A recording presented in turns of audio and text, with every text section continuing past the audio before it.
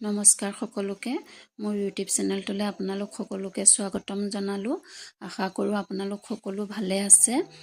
আজি ভাবিলোঁ চুজিৰে এবিধ মিঠা বিস্কুট বনাওঁ আৰু সেই ভিডিঅ' অকমান কৰি থলোঁ আপোনালোকৰ লগতো শ্বেয়াৰ কৰিম বুলি।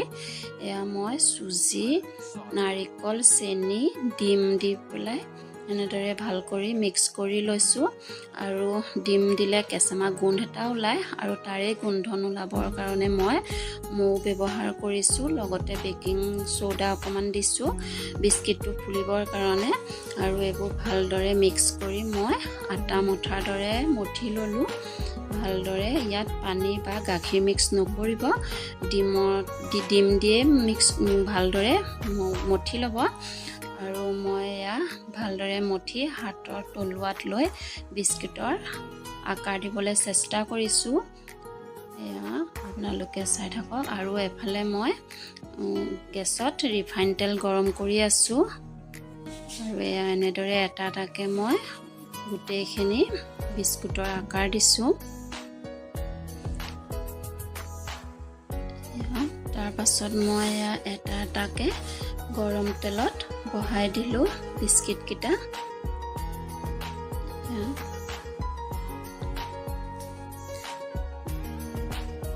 আপোনালোকে দেখিবলৈ পাইছে মই বনাই আছোঁ আৰু এফালে হাতৰ তলুৱাত বাকী থকা কেইটা বিস্কুটৰ আকাৰ দিছোঁ। এয়া ধুনীয়া কৰি এনেদৰে এটা এটাকে বহাই দিলোঁ। আপোনালোকেও ঘৰত বনাই খাব, ইয়াৰ সোৱাদটো খুবেই ধুনীয়া হয়।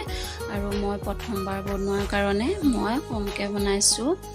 এয়া গেছটো একদম কম কৰি থ'ব, নহ'লে ওপৰটো দে যাব, ভিতৰটো নিসিজিব। সেয়ে গেছটো কমাই ৰাখিব। আৰু এনেদৰে ধুনীয়াকৈ ৰঙা পৰালৈকে ভাজি মই এয়া এইকেইটা নমাই পেলাই বাকী থকা কেইটা আকৌ পুনৰ দি দিলোঁ। এয়া আপোনালোকে চাওক কিমান ধুনীয়া হৈছে দেখিবলৈ কালাৰটো। আৰু এইফালে মই চাহ বনাবৰ কাৰণে এইফালে গাখীৰ গৰম কৰি আছোঁ। আৰু আমাৰ বিস্কিট চাহ যোগাৰ হৈ গ'ল বনাই। এয়া আমি খাবলৈ ল'লোঁ। এফালে মানুহজনে খাই আছে, কেনেকুৱা হৈছে বুলি কোৱাত মোলৈ চাই হাঁহিলেহে। আজি ভিডিঅ'টো ইমানেই। নমস্কাৰ।